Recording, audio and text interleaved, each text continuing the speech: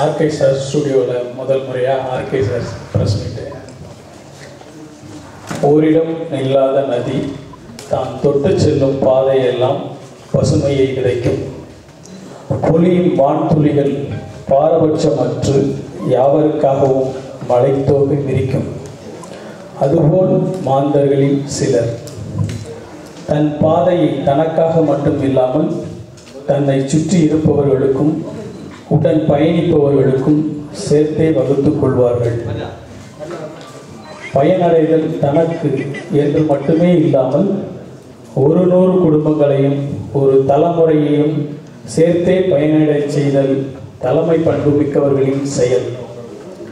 நதி போலவும் வான் துளி போலவும் மற்றவர்களுக்காக யோசிக்கும் தலைமை பண்பு கொண்டவர் நடிகர் ஆர்கே அவர்கள். இப்போது அவர் நடிகர் ஆர்கே என்று மட்டும் அழைக்கப்படாமல் மதிப்புமிக்க மன்னர்களால் வழங்கப்படும் கிரீட முத்துக்களையும் ஒரு தமிழனாக ஏற்று வந்துள்ளார். மிக உயர்ந்த பட்டமான டான் ஸ்ரீ என்ற பட்டத்தை அட்ஜே டரிசலம் நாட்டு மன்னரின் கரங்களால் பெற்றுள்ளார். நடிகர் ஆர்கே இப்போது Tan Sri Dato Sri doctor Radhakrishnan என்று அழைக்கப்படுகிறார். நம் தமிழ் சினிமாவின் முக்கிய அங்கமான அவருக்கும் கிடைத்திருக்கும் இப்பெருமையை நாமும் பகிர்ந்து கொள்ளவே இந்த சந்திப்பு. இனி நீங்களும் Tan Sri Dato Sri doctor RK அவர்கள் இனி உங்களுடன் அவர் கலந்துரையாடுவார். அதாவது வாழ் கையில் இருந்தால் பரவாயில்ல, பின்னால் இருந்தால் தப்பு. அதாவது எப்போவுமே நான் கூப்பிட்டா எல்லாருமே ஓரளவுக்கு ஆதரவு தந்து வர்றதுக்கு உங்களுடைய பொற்பாதங்களை தொட்டு வருக வருக என வரவேற்கின்றேன். முன்னாலே டத்தோஸ்ரீ வாங்கணும், மலேசியாவிலேயும் வாங்கணும், இந்த மன்னர்கிட்டையும் வாங்கணும். அதான் மினிமம் 3-4 இயர்ஸ் கேப் வேணும் அப்படின்ட்டு. எங்கள் அம்மா என்னை படிக்க வைக்கிறது ரொம்ப கஷ்டப்பட்டாங்க. என் பிள்ளை படிக்கணும், உலகத்திலே பெரிய ஆளாக வரணும் அப்படின்ட்டு. நல்லா படித்து நிறைய பட்டமெல்லாம் வாங்கணும் அப்படின்னு அடிக்கடி சொல்லிகிட்டே இருப்பாங்க. முதல்ல என்னை பெற்ற தாய்க்கு இந்த தான்சிரி பட்டத்தை என்னை சமர்ப்பிக்கிறேன். என் தாய் அவங்க இப்போ உயிரோடு இல்லை, இருந்தாலும் அவங்க எண்ணத்தை நான் நிறைவேற்றிக்கிட்டு இருக்கேன். அதான் உண்மை. இந்த பட்டம் பொறுத்த வரைக்கும் நிறைய ஒரு 4-5 ப்ராடக்ட் கண்டுபிடிச்சிருக்கோம் இன்னோவேட்டிவாக. சினிமாவில் இருக்கிறோம், தன்னம்பிக்கை பேச்சு உண்டு. இன்றைக்கி 2000 குடும்பங்களுக்கு வாழ்வாதாரமாக வேலை கொடுத்துக்கிட்டு இருக்கேன் இந்தியாவில். விஐபி ஹேர் கலெக்ஷன் மூலமாக, ஃபேக்ட்ரி மூலமாக, மார்க்கெட்டிங் மூலமாக. அது இல்லாமல் சினிமாவில் இருக்கிறோம், நடிச்சுக்கிட்டு இருக்கோம், அதெல்லாம் வேறு. இந்த சைடு ஏவிஎம், இந்த சைடு விஜயவாகினி. இதுக்கு இடையில் சினிமாவுக்கு என்னால் முடிஞ்ச ஒரு சிறிய உதவியாக இந்த ஏசி ஃப்ளோரு 3 ஃப்ளோர் இந்த இடத்துல கட்டி வச்சுருக்கேன். இதுவும் சினிமா தான், சினிமாவுக்கு இன்வெஸ்ட்மெண்ட் தான். சினிமாவில் எத்தனையோ பேர் சம்பாரித்து வெளியே இன்வெஸ்ட் பண்ணிகிட்டு இருக்காங்க. நான் வெளியில் சம்பாரித்து ஒரு சினிமாவுக்கு இன்வெஸ்ட் பண்ணிகிட்டு இருக்கேன். இன்றைக்கி இந்த இடத்துல இருந்த எல்லா ஸ்டுடியோவும் போய் எல்லாமே அப்பார்ட்மெண்ட்டாக மாறி பெட்ரூமாக மாறிடுச்சு. டப்பிங்கு ரீரிகார்டிங் பெட்ரூமில் நடந்துகிட்டு இருக்கு. இப்போ ஷூட்டிங் வேணும்னா எல்லோரும் இப்போ காஞ்சிபுரம் போக வேண்டியிருக்கு. ஆனால் அதை மீறி சினிமாவில் என்னால் முடிஞ்ச ஒரு இது இந்த ஆர்கே ஸ்டுடியோ. அதில் தான் இப்போ உட்காந்து முதல் பேட்டி உங்கள்கிட்ட.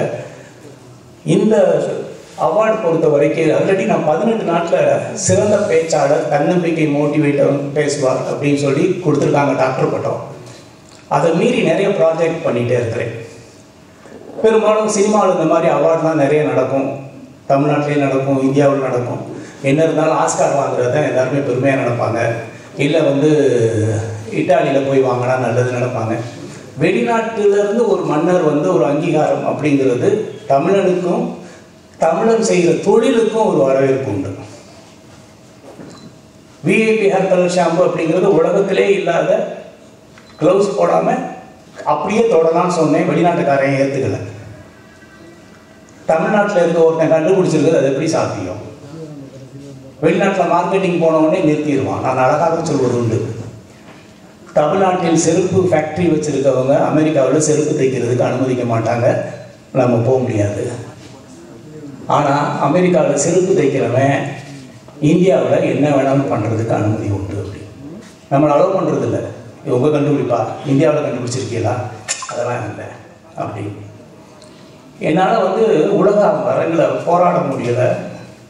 நீங்கள் க்ளவுஸ் எல்லாம் பயன்படுத்தலாம் கண்டுபிடிச்சிருக்கேன். இந்திய அரசாங்கம் 20 ஆண்டுகள் எனக்கு பேட்டர்ன் கொடுத்துருக்காங்க இன்டெலெக்சுவல் ப்ராப்பர்ட்டி அப்படின்ட்டு. சர்டிஃபிகேட் காமிச்சா கூட ஒத்துக்கல. என்ன பண்ணால் தான் ஏன் ஒத்துக்குவீங்கன்னு கேட்டால், இல்லை சார் அது இந்தியா சைனா அதெல்லாம் அப்படிங்கிறான்.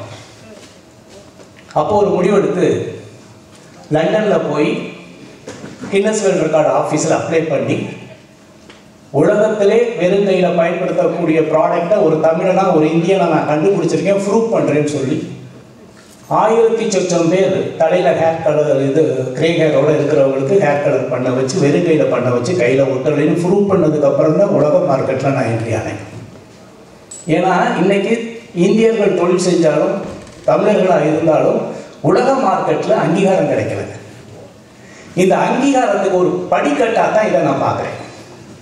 வெளிநாட்டில் இருந்து ஒரு மாநில தொழில் செய்கிறாங்க, ஒரு பண்ணுறாரு இந்தாங்கன்னு சொல்லும்போது, வெளிநாட்டில் போகும்போது நமக்கு ஒரு விசிட்டிங் கார்டாக இருக்குது. அதான் உண்மை. இதனால் நான் சாதிச்சிட்டேன்னு சொல்கிறத விட சாதனை நோக்கி பயணிக்கிறதுக்கு ஒரு பாதையாக இந்த தான்சேரி எனக்கு அமையும். கின்னஸ் வேர்ல்ட் ரெக்கார்டும் அப்படி தான். கின்னஸ் வேர்ல்ட் ரெக்கார்டு படிச்சிருக்கேன், கையில் விட்டாதுன்னு சொன்னப்போ எல்லோரும் வரவேற்றாங்க.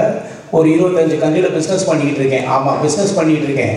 ஆனால் சினிமாவுக்கு ஒரு ஸ்டுடியோ கட்டி வச்சுருக்கேன். இங்கே பார்த்தீங்களா எவ்வளோ பெரிய ஏசி ஃப்ளோர் இருக்குது. உண்மையை சொல்கிறேன், இப்போ ஒரு படம் பண்ணிக்கிட்டு இருக்கேன்னா ஒரு விலங்குகளை வச்சு குடும்பத்தோடு பார்க்குற படம். ஆல்மோஸ்ட் ஷூட்டிங் முடிஞ்சிருக்கு, விரைவில் ரிலீஸுக்கு வரும்.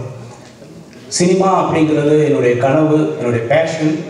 அதை விட சினிமாவில் நம்ம இருக்கோங்கிறதுக்கு நிச்சயமாக நான் ஒரு சேவையாக நினைக்கிறேன் இந்த ஸ்டுடியோவை. இதில் பிளாட் கட்டியிருந்தால் நல்லா கட்டியிருக்கலாம், நல்ல வீடு கட்டியிருக்கலாம், எல்லாம் கட்டியிருக்கலாம். ஆனால் இந்த கோடம்பாக்கம் அப்படிங்கிறது உலகுக்கே தெரிஞ்ச ஒரு விஷயம். சென்னைனாலே கோடம்பாக்கம் தான் பேசப்படுற விஷயம்.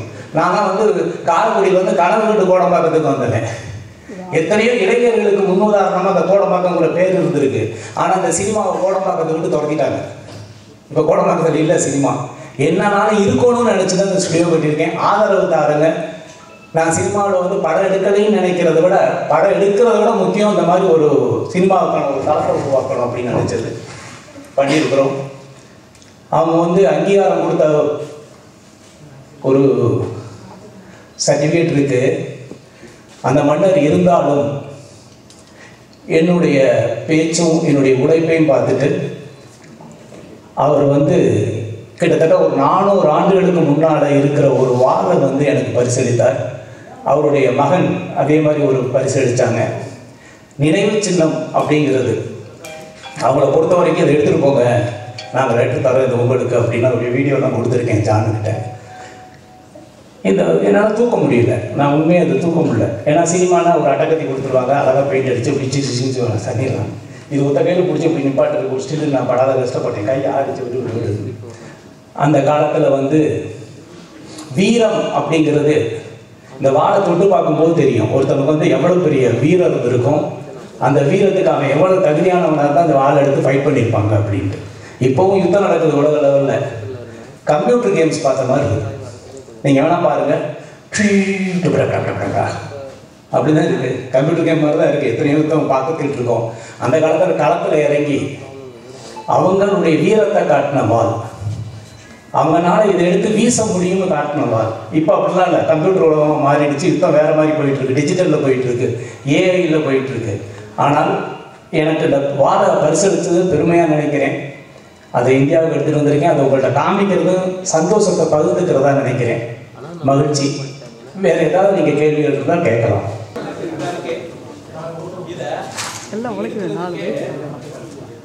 ஒரு ட்ரைனிங் எடுக்க வேண்டியிருக்கு. நான் இதை ஒரு 50 முறை எடுத்துகிட்டு தான் எடுக்கிறேன். இல்லைன்னா உள்ளே போடுறது கஷ்டம் எடுக்கிறதுக்கு.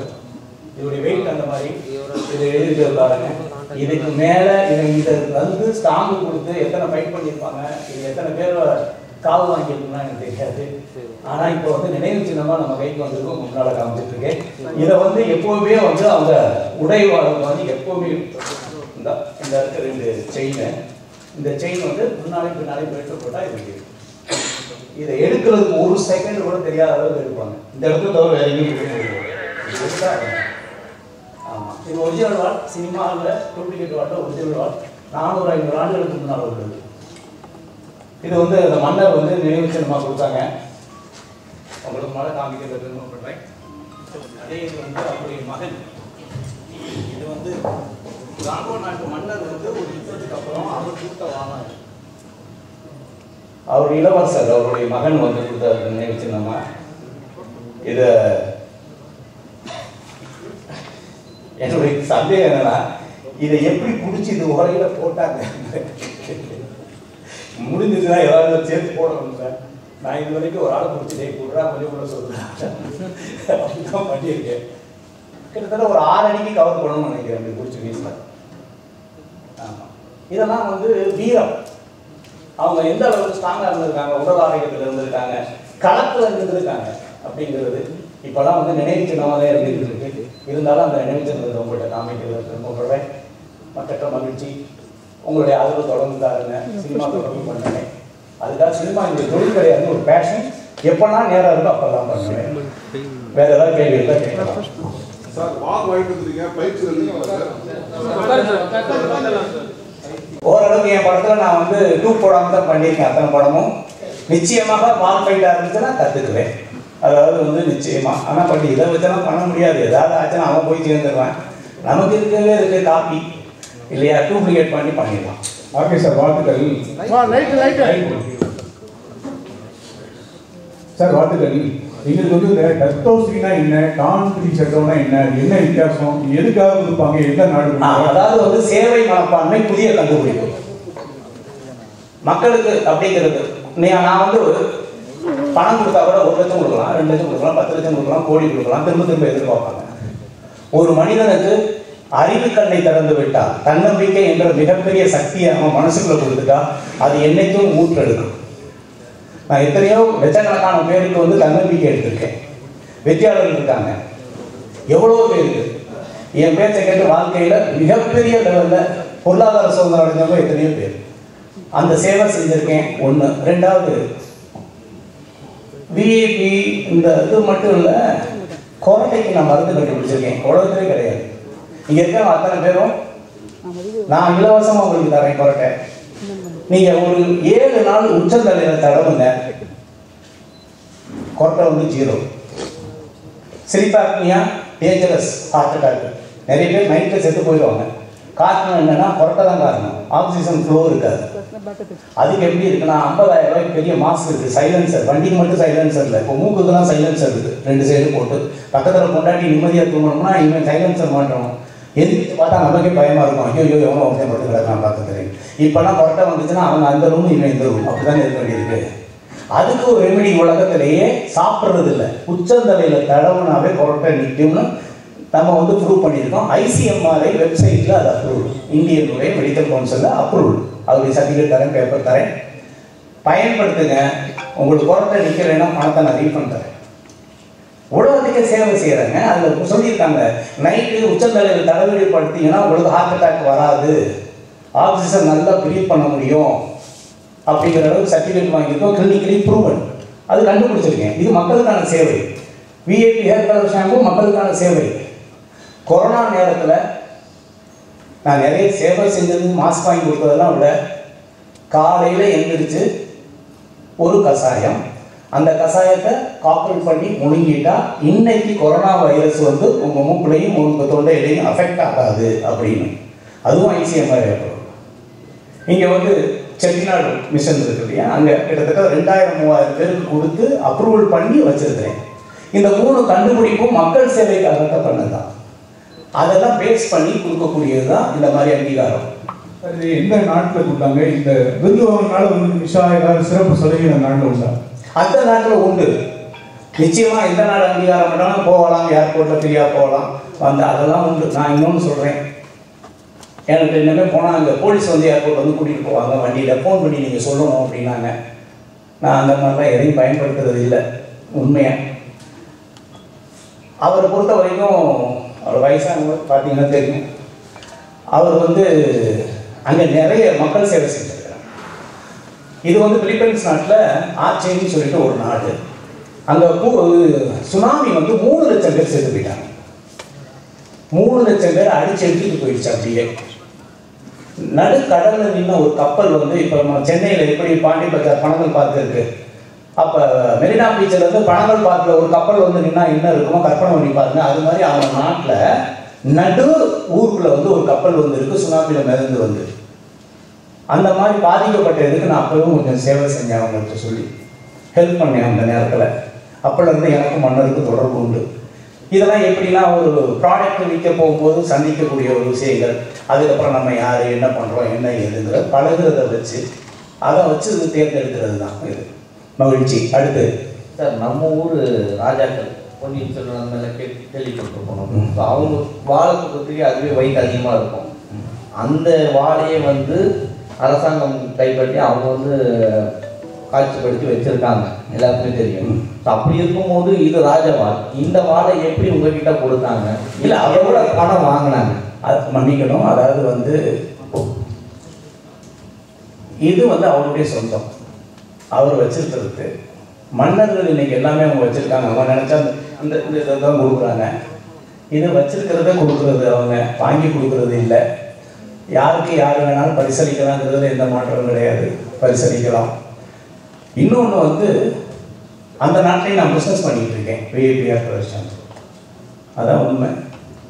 அவங்க பார்க்குறாங்க நம்ம வந்து ஆல்ரெடி தர்கோசிரி வாங்கியிருக்கோம், மேலும் இன்னும் ஒரு விஷயத்துக்கு ட்ராவல் பண்ணிட்டு இருக்கிறோம், இன்னும் பல விஷயங்கள் இருக்குது. அந்த ட்ராவல் பண்ணுறதுக்கு எனக்கு ஒரு படிக்கட்டாக இருக்கும். என்ன செய்யலாம்?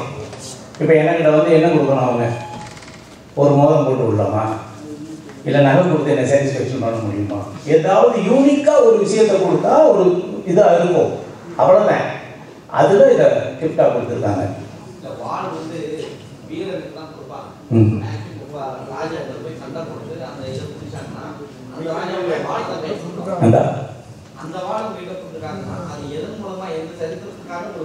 மனிதர்களுடைய எண்ணத்தை மாற்றி அமைக்கக்கூடிய வீரனாக நான் இருக்கிறேன்.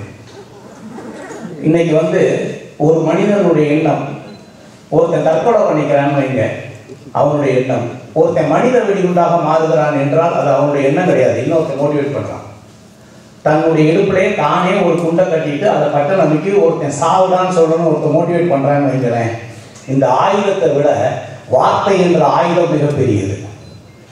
உன் உயிரை நீ மாய்த்துக்கொள் என்று அவனையே மனித வெடிகுண்டாக மாற்றக்கூடிய சக்தி நம்மளுடைய வார்த்தைக்கு இருக்கு, நம்மளுடைய மோட்டிவேஷன் இருக்கு. இந்த உலகமே அதில் தான் இருக்கு. நீங்கள் எவ்வளோ பேர் இருந்தாலும் சரி, பெரிய படம் வச்சிருக்கிறதா இருந்தாலும் சரி, இயக்கமாக இருந்தாலும் சரி, மோர்தன் ஆயுதத்தை விட வார்த்தைக்கு அதிக சக்தி உண்டு. மோட்டிவேட் பண்ணுறாங்க. என் பின்னால் ஒரு கூட்டம் இருக்குது அப்படின்னு சொல்கிறாங்க, எதை வச்சு சொல்கிறாங்க? அவங்களுடைய வார்த்தையை வச்சு தான், அவங்களுடைய பேச்சை வச்சு தான். என்னை பொறுத்தவரை இந்த ஆயுதத்தை விட உங்களுடைய பேச்சு மிகப்பெரிய ஒரு ஆயுதம். எண்ணத்தை மாற்றிவிடும், வாழ்க்கையை வளமாகவும் மாற்றிவிடும். இல்லை என்றால் தற்கொலை செய்யக்கூட அது தன்னை மாற்றிவிடக்கூடிய சக்தி வாய்ந்தது. வாளுக்கு அது கிடையாது, மனிதனுக்கு அது உண்டு. நீ நினைத்தால் ஒரு மனிதனை மாற்றி விடலாம், வெற்றியாளனாக இல்லை உயிரை மாய்த்துக் கொள் என்று 2 வழிகள் இருக்கிறது. அதனால் பேச்சுக்கு அதிக சக்தி உண்டு. சார் சார் வணக்கம். வாழ்க்கை சார், வாழ்த்துக்கள் சார். சார் வாழ்த்துக்கள் சார். சார் நீங்கள் கொரட்டைக்கு மருந்து கண்டுபிடிச்சிருக்கேன் அப்படின்னு சொன்னீங்க. அதை உச்சந்தரையில் வச்சா ஹார்ட் அட்டாக் கூட வராது அப்படின்னு சொன்னீங்க. இரவில் தூங்கும் பொழுது ஹார்ட் அட்டாக் வராது. நம்ம நாட்டில் நல்ல விஷயங்களை கண்டுபிடிச்சா அதை அங்கீகரிக்க மாட்டாங்க அப்படின்னு எல்லாருக்குமே தெரியும். அதை வெளிக்கொண்டு வர விட மாட்டாங்க. நீங்கள் கண்டுபிடிச்ச பொருளை வெளிக்கொண்டு வர விட்டாங்க சார். கண்டுபிடிச்சிருக்கேன், கிளினிக்கல் ஸ்டடி பண்ணியிருக்கேன். 500 பேரை வச்சு 1 மாதத்துக்கு அவங்களை தூக்க வச்சு ஸ்லீப் ஸ்டடி பண்ணி இன்னைக்கு இவ்வளோ சவுண்ட் இருக்குது, இவ்வளோ ஆக்சிஜன் ஃப்ளோ இருக்குது, இதை பயன்படுத்தினா என்ன இருக்குதுன்னு மார்க்கெட் பண்ணிகிட்டு இருக்கேன். ஆனால் அதுலேயும் பேர் வைக்கக்கூடாது, கொரட்டை நின்றுன்னு சொல்லக்கூடாது, இப்படி பல சட்டத்திட்டங்கள்லாம் இருக்குது, புரியுதுங்களா? அதையும் மீறி அந்த நியமம் மாற்றி எல்லாம் மாற்றி பண்ணிகிட்டு இருக்கிறோம். இன்னொன்று நான் கேரண்டி தரேன், தலையில் தடவி கொரட்டை நிற்கிறேன் பணத்தை ரீஃபண்ட் தரேன், அந்த கேரண்டி தரேன். ஏன்னா இது வரைக்கும் கிட்டத்தட்ட ஒரு 50,000 பேர் யூஸ் பண்ணியிருக்காங்க, கிட்டத்தட்ட 4-5 வருஷமாக பண்ணிகிட்டு இருக்கேன். ஆமாம், யாருக்காக இருந்தால் நான் உங்களுக்கு இலவசமாக தரேன், நீங்கள் பயன்படுத்துங்க, கவலைப்படாது. சார் சார் இன்னைக்கு கொரட்டையால் பல குடும்பங்களில் டைவர்ஸ் நடந்திருக்கு சார். கொரட்டையால் பல குடும்பங்கள் டைவர்ஸ் நடந்திருக்கு. அப்படி இருக்கும்போது நீங்கள் அதுக்கு ஒரு மருந்தை கண்டுபிடிச்சிருக்கீங்க. நீங்கள் ஏன் சார் இப்போ அதிகமாக ப்ரமோட் பண்ணலை? ஏன் ஸ்னோர்கேர் விஐபின்னு போட்டால் நெட்டில் இருக்குது, அமேசானில் இருக்குது, ஃப்ளிப்கார்ட் எல்லாத்துலேயும் இருக்குது. இல்லை, விஐபி ஸ்னோர்கேர் ஆகிடுது. ஓகே, சார் அதான் மோட்டிவேஷன் நல்லா பேசுறீங்க. இதை மக்களுக்கு பயன்படுத்துறதுக்கு அரசியல் வரலாம் நீங்கள் அவங்கள மோட்டிவேட் பண்ணாங்க. ஒன்றும் இல்லைன்னா தப்பாக நினைக்காதீங்க. நான் வந்து என்றைக்குமே அரசியல் வேண்டாம்னு நினைக்கிறேன். அரசியல் பண்ணுறது நிறைய பேர் இருக்காங்க. நமக்கு அரசியல் வேண்டாம். நமக்கு தெரிஞ்சது என்ன இருக்கோ அதை செஞ்சுட்டு போவோம். தெரியாது நமக்கு இருக்கு. சரி சார், உங்கள் குருநாதர் மாதிரியே மனுஷன் நம்பாமல் விலங்கு வச்சு படம் பண்ணுறீங்க. அந்த மனுஷன்னு நடிக்கிறாங்க. கட்டாயமாக. அதாவது யோகி பாபு அவர்கள் இருக்கிறார்கள், தம்பி ராமையா அவர்கள் இருக்கிறார்கள், நாசர் சார் இருக்கிறாங்க, நிறைய ஆல் ஆர்டிஸ்ட். நான் என் படம்னாவே எல்லா ஆர்டிஸ்ட்டும் பக்கத்தில் நிப்பாட்டிக்குவேன். என்னை கொஞ்சம் பார்க்கணும்னா அவங்களும் இருந்தால் சேர்த்து பார்ப்பாங்கன்னு. அதனால தனியாக மட்டும் ஹீரோன்னு நினைக்கிறது இல்லை, டீம் ஒர்க்குன்னு நினச்சி ஆல் ஆர்டிஸ்ட்டு நல்ல பாப்புலர் ஆர்டிஸ்ட் போட்டு தான் பண்ணியிருக்கிறேன். இதில் ஒரு அனிமல்னா ஒரு வீட்டில் வளர்க்குற நாய். உண்மையை சொல்லணும்னா ஆணவ கொலை அனிமல்ஸை விடவில்லை. இன்னைக்கு ஆணவ கொலை பற்றி எல்லாரும் பேசிட்டு இருக்கோம்.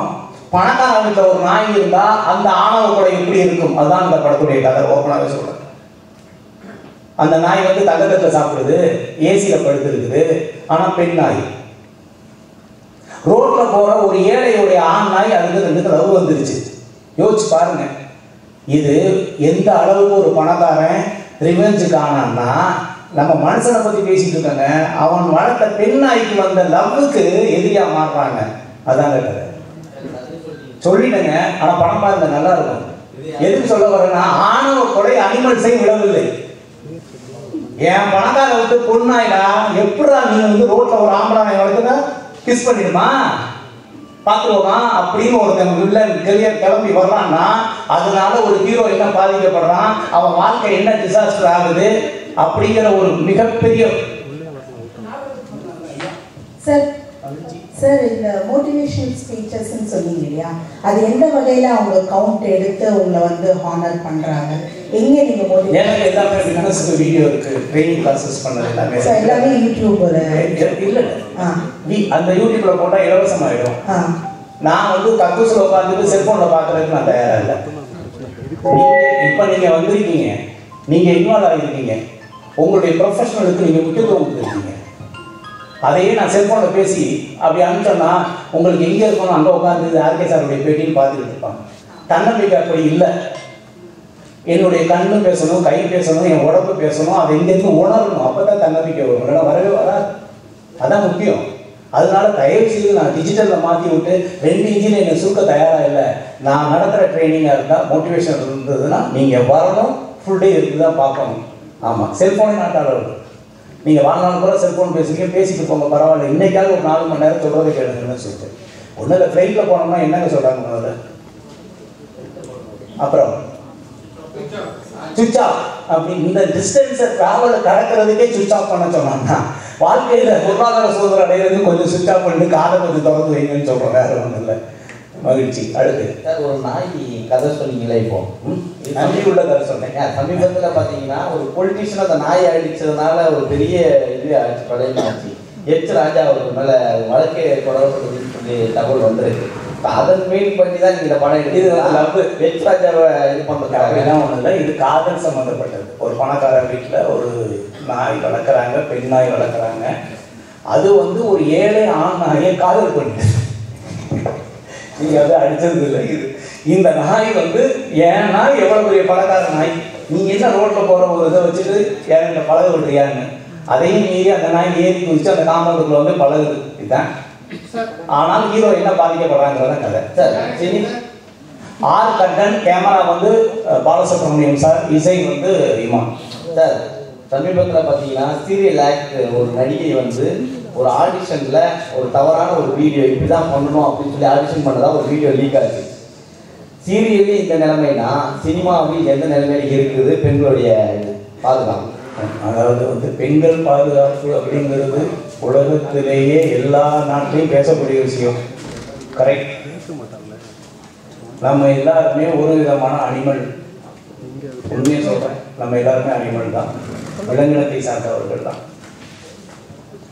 நம்ம இன்னைக்கு நீங்கள் அங்கே உட்காந்துருக்கீங்க, நம்ம இங்கே உட்காந்துருக்கோம் அப்படின்னா நம்மளை பாதுகாக்கிறது நம்மளுடைய சட்டம். முடிஞ்சா ஒரு 24 மணி நேரம் இந்த நாட்டில் உள்ள சட்டத்தை மட்டும் நீங்கள் ஃப்ரீஸ் பண்ணிட்டு யார் வேணாலும் என்ன வேணாலும் பண்ணுங்கன்னு சொல்லி பாருங்களேன், என்ன நடக்கும்? யாரும் பணக்காரனா இருக்க மாட்டான். எந்த பெண்களாக இருந்தாலும் யார் இருந்தாலும் யாருமே இருக்க மாட்டாங்க. உண்மையே சொல்கிறேன். நீங்கள் நானும் இன்னைக்கு இப்படி உட்கார்ந்துருக்கோம்னா நம்மளை காற்றில் இந்த சட்டம் நம்மளை பாதுகாக்கிறது. யாரையாவது பார்த்து கை நீட்டி உன்னை கொண்டு விடுவேன்னு சொன்னோம்னா சட்டம் பாதுகாக்கிறது. கையை பிடிச்சி இழுக்கலாம்னு சொன்னால் சட்டம் பாதுகாக்கிறது. இதை மீறி தவறுகள் நடக்கிறது அப்படிங்கிறது நடந்துகிட்டே தான் இருக்குது. இந்த உலகத்தில் திருடனா பார்த்து திருத்த ஒழிக்க முடியாதுங்கிற மாதிரி உண்மையாலுமே கடுமையான சட்டங்கள் இருக்கிறது. இன்னும் கடுமையாக்கப்பட வேண்டும்ங்கிறத என்னுடைய வேண்டுகோள்.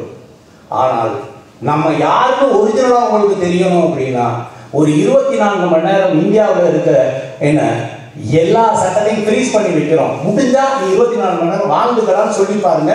நம்ம யாருன்னு இந்த உலகத்துக்கு தெரியும். உண்மையான விலங்கு யார்? இந்த மனிதர்களுக்கு தெரியும். சட்டம் நம்மளை பாதுகாத்துக் கொண்டிருக்கிறது. சட்டம் நம்மளை நிம்மதியாக தூங்க வைத்துக் கொண்டிருக்கிறது. சட்டம் காற்றில் கலந்து நமக்கு பயத்தை ஆரம்பிச்சிருக்கு. இதை செய்யாத, அதை செஞ்சிடாத, இதை பண்ணிடாத, அதை பண்ணிடாத, தனியாக அப்படி இருக்கு, அது அப்படின்னு சொல்லி வச்சிருக்காங்க. சட்டம் தான் இன்னும் கடுமையாக்கப்பட வேண்டும். அந்த பயம் இல்லைன்னா இப்படி வேணா செஞ்சு பாருங்க. நான் சொல்றது செஞ்சு பாருங்க. 24 மணி நேரம் சட்டமே கிடையாது. என்ன வேணாலும் தப்பு பண்ணிக்க, ஜாலியாக இருந்துக்க, யாரும் பணத்தை வேணாலும் எடுத்துக்க, யாரை வேணாலும் கையை பிடிச்சிருந்துக்க, நீ எதை வேணாலும் பண்ணிக்க சொல்லி பாருங்க. இப்ப நான் நேர்மை நாணயம் பேசுற நம்மளுடைய உண்மையான கோணம் என்னன்னு அன்னைக்கு தெரியும். இன்னைக்கு நம்ம இப்படி வாழ்றதுக்கே சட்டம் தான் பாதுகாப்பு. சட்டம் தான் நம்மளை தனித்துவத்தில் வச்சிருக்கு. சட்டத்தை இன்னும் கடுமையாக்கப்பட வேண்டும்.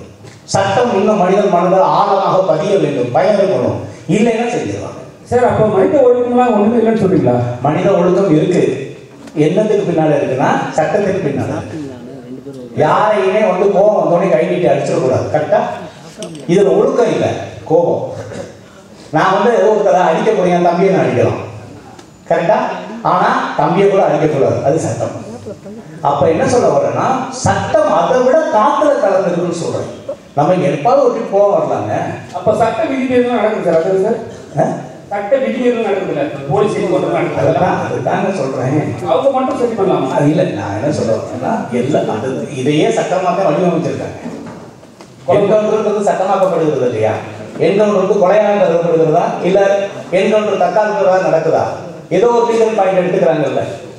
ஆமா, என்னை பொறுத்தவரை பெண்கள் பாதுகாப்புக்கு இன்னும் கடுமையான சட்டம் இயற்றினால் நல்லது. அவ்வளவுதான். மகிழ்ச்சி. சார், நான் இப்போ தமிழ் சினிமாவில் வந்து ரொம்ப நலிஞ்ச நடிகர்லாம் இருக்காங்க. இப்போ உங்க கூட நடிச்ச வடிவேல் சார் கூட வந்து இப்போ நடிக்கிறதே கிடையாது. ஸோ இந்த படத்தில் நடிக்க வருவாரா? நடிச்சு கூப்பிட்டீங்களா அவரை?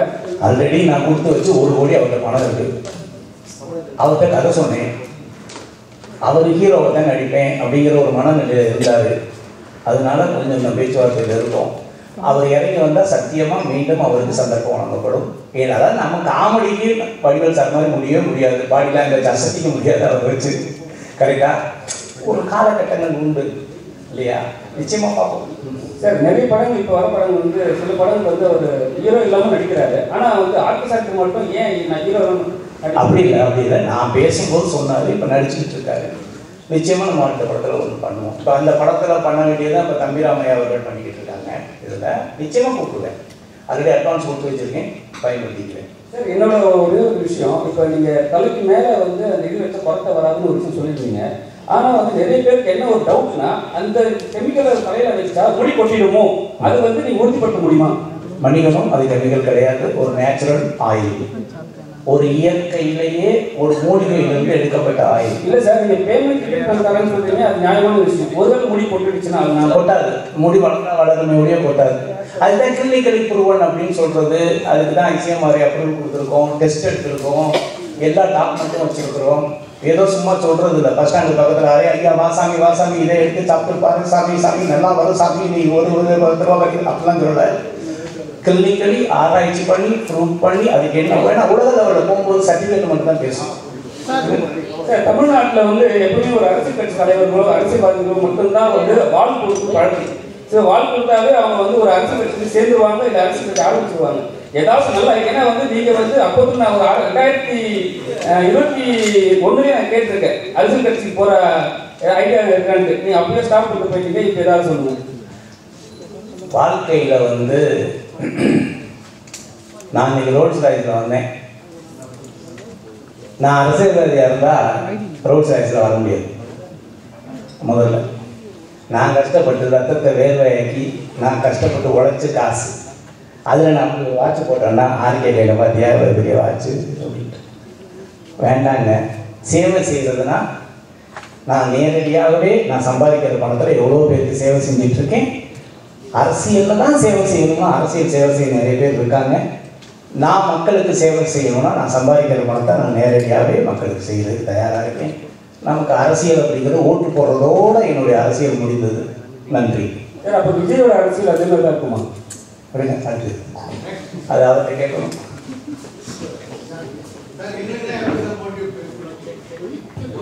சார் நான் ஒரு சொல்லவா, அதாவது ஜான் எப்போ சொன்னாலும் சரி ஒரு நம்ம ஏதாவது அப்படி பண்ணணும் இப்படி பண்ணணும் ஏதாவது சொல்லுவார்.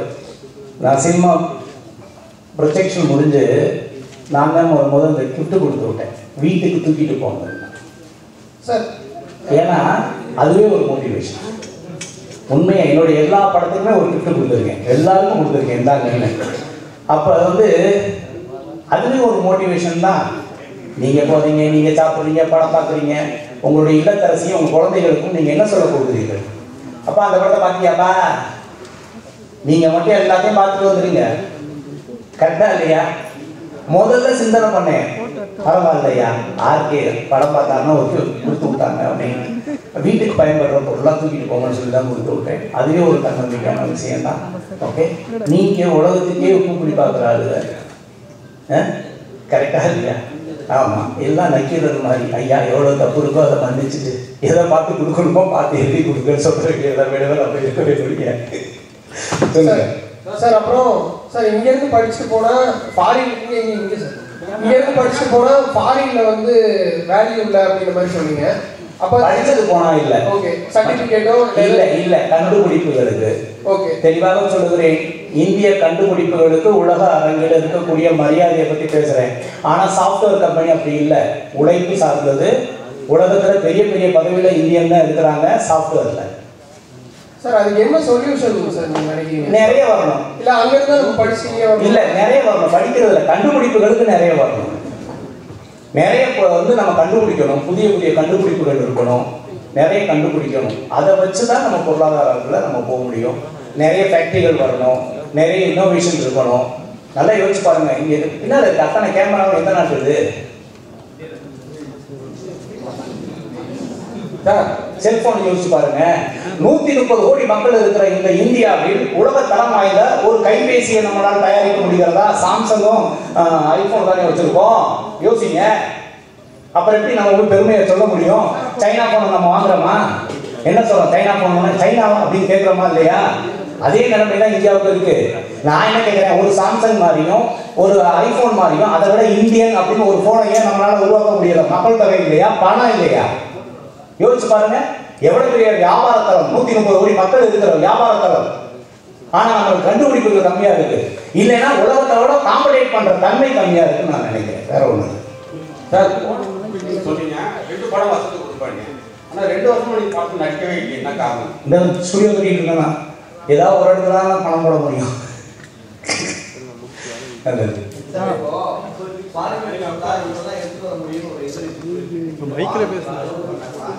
நீங்க வெளிநாட்டுல கத்தி வாங்கி வரலாம். ஏன்னா பெரிய பெரிய கத்திலாம் ஆர்டிபிஷியல் கத்திலாம் இருக்குல்ல, பெருசா இருக்கு இல்லையா? தங்கம் தான்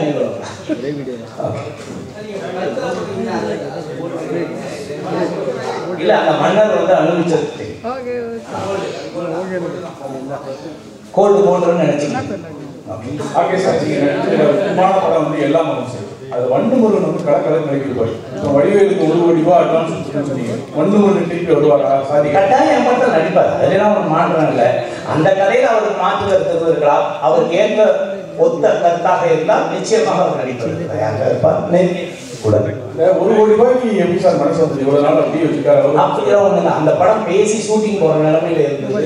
அது டைரக்டருக்கும் அவருக்கும் உள்ள ஒரு சின்ன இஷ்யூனால அவர் சார் இன்னைக்கு இருக்கிற சுச்சுவேஷன்ல 40% ப்ரமோஷனுக்கு அதிகமாக பண்றாங்க. அப்படி அதுக்கு அடுத்தது பார்த்தீங்கன்னா அரசியலுக்கு போயிடுறாங்க. இன்னைக்கு 2 அரசியல் ஆயிடுச்சு. இங்க சினிமா துறையில பெரிய அளவுக்கு ஜாமான் போயிருக்காரு, எல்லாருமே கூப்பிடக்கூடியவர் விஜய் அவர்கள். ஸோ சினிமா துறையை சார்ந்து நீங்களும் இருக்கிறீங்க, சினிமா துறையிலும் வந்துட்டு இருக்கீங்க. ஸோ நீங்க அவருக்கு சப்போர்ட் பண்ணுவீங்களா, இல்ல அரசியல் புரிதல் இல்லை நான் இருக்கீங்களா? சீரியஸாக சொல்ல வரேன். எம்ஜிஆர் வந்து சினிமாவுக்கு வரலையா? யாரும் வரல, எல்லாருமே வந்திருக்காங்க. என்னை பொறுத்தவரை வந்து நான் இது அரசியல் மேடையாக கருதவில்லை, அவ்வளோதான். சப்போர்ட் பண்ணாங்க அப்படி நினைக்கல. அதாவது வந்து வளர்ந்து வர்ற எல்லாருக்குமே யாராக இருந்தாலும் சரி, அவங்கவுங்க அவங்க கடமையை செய்ய போகிறாங்க, அவங்க கருத்து சொல்ல போகிறாங்க, மக்கள் ஏற்றுக்க போகிறாங்க. இப்போ நான் அரசியலுக்கு வரேன்னு என்கிட்ட கேட்டால் பரவாயில்ல. என்ன, நான் அரசியல் சார்ந்து ஓட்டு போடுறதோடு நிறுத்திக்கிட்டு இருக்கேங்கிறத சொல்லியிருக்கிறேன். எல்லாரும் வரணும், எல்லாரும் மக்களுக்கு சேவை செய்யணும், எல்லாருமே களத்தில் இறங்குறது நிச்சயமாக நாகரீகமான செயல், அதில் மாற்றமே கிடையாது. அனைவரையுமே வரவேற்போம். யார் அரசியலுக்கு வந்தாலும் சரி, அது சீமானா இருந்தாலும் சரி, விஜயா இருந்தாலும் சரி, இன்னும் யார் வந்தாலும் சரி, வரவேற்போம். வாழ்க வளமுடன். இது எல்லாம் அவன் செய்யலாம், இல்லை ஆர்கே செய்யலாம். அதாவது அவனின்றி அணுவும் அசையாது, அவ்வளோதான். ஆமாம், அதனால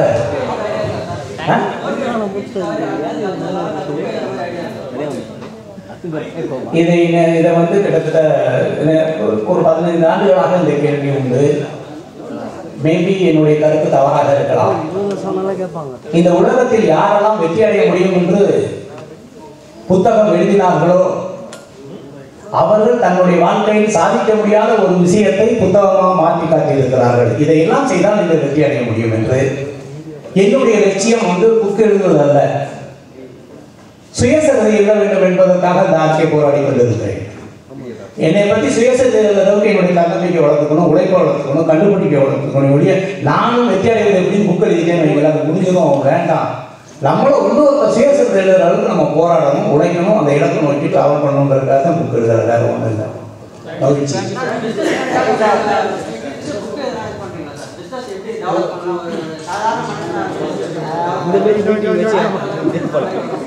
தொழில் வந்து எல்லாருமே வந்து சீக்ரெட் அப்படின்னா நம்ம காப்பி பண்ணிடலாம். தொழிலை வெற்றி அடைகிறது வந்து சீக்ரெட் கிடையாது, மேஜிக். நகைக்கடை எடுத்துக்கங்க, எல்லாமே 916 KTM தானே. ஒரு நகைக்கடையில் 2000-3000 பேர் உள்ள நிற்கிறான். பக்கத்தில் உள்ள நகைக்கடையில் 4 பேர் உள்ள போல. நகை தானேங்க, நகை தானே. சீக்ரெட்டாக இருந்தால் நானே பிரிண்ட் எடுத்து உங்களுக்கு கொடுத்துருவேன், இந்த சீக்ரெட்டை பயன்படுத்திக்கன்னு சொல்லிட்டு. மேஜிக் ஆஃப் சக்சஸ்னு ஒன்று இருக்கு. இந்த தொழில வெற்றியாளர்கள் வந்து மேஜிக் ஆஃப் சக்சஸ் தான் பண்றாங்க. ஒரு மியூசிஷியன் மட்டும் நம்ம கண்ணு முன்னால ஒரு துப்பாக்கி எடுத்து முன்னால ஒரு கண்ணாடி வச்சு இவன் கண்ணில் சுடுறான், கண்ணாடி உடைச்சிட்டு போது வாயில இருந்து நீங்க சைன் பண்ண புல்லட் எடுத்து காமிக்கிறான். கழுத்தை வச்சு எங்க வைக்கிறான், இந்த டேபிள் வச்சு அங்கே கொண்டு போய் வைக்கிறான். நமக்கு முன்னால கத்தி எடுத்து சொருகிறான், வெளியில வர்றாங்க. ஆனா நம்ம ஏற்றுக்கொள்ற அளவுக்கு அந்த பர்ஃபார்மன்ஸ் இருக்கா இல்லையா, டீம் ஒர்க் இருக்கா இல்லையா. ஒரு பொண்ணை பார்த்து இப்படி ஒன்று அப்படிங்கிற கத்தி எடுத்து சொல்ற அப்படியே இருக்கா, கடைசியில் உயிரோட சிஸ்டர் வந்துருக்காங்க இல்லையா. சீக்ரெட்டாக இருந்தால் எப்படி இருக்கும், இல்லை மேஜிக்காக இருந்தால் எப்படி இருக்கும். சீக்ரெட்டாக இருந்தால் அந்த ரிவீல் பண்ணால் ஏதாவது இருக்குமா, ஒன்றுமே இருக்காது. இந்த உலகத்தில் வெற்றியாளர்கள் மேஜிக் பண்ணுறாங்க, அது எப்படின்னு தெரியல. இன்னைக்கு நகைக்கடை எடுத்துங்க, துணிக்கடை எடுத்துங்க, துணிக்கடை எல்லாருமே துணிக்கடை தானேங்க. அவங்க ஒன்றும் எல்லாமே வந்து தடியில் நெஞ்சு கொண்டாடுறாங்க, டேபிள் மட்டும் தானே பண்ணுறாங்க. நகை அப்படி தானே, நகையை நாம் சொந்த வீட்டில் இருந்து எடுத்துகிட்டு வர்றதில்லை, ஒரு மெட்டல் தானே. ஆனால் அந்த நகைக்கடையில் 5000-10,000 பேர் உள்ளே போகிறாங்க. ஒரு நகைக்கடையில் உள்ள செயின் வாங்குறது கூட சார் வாங்க சார் வாங்க சார் அப்படின்னு கூப்பிடுறாங்க. அப்போ நகைக்கடைனா எல்லாமே தான் போகணும். மேஜிக் ஆஃப் சக்ஸஸ் தான் வேர்ல்டு பெரிய சக்ஸஸ். என்னுடைய பார்வையில் நான் பார்த்ததுல ஒரு தொழில் வெற்றி அடையுது அப்படின்னா அவங்களுக்குள்ள ஏதோ ஒரு மேஜிக் இருக்கு. அந்த மேஜிக்கை மட்டும் கண்டுபிடிச்சிட்டோம் வைங்களேன், அது பெரிய சாதனை. சீக்ரெட் ஆஃப் சக்ஸஸ் கிடையாது, சீக்ரெட் ஆஃப் சொல்லி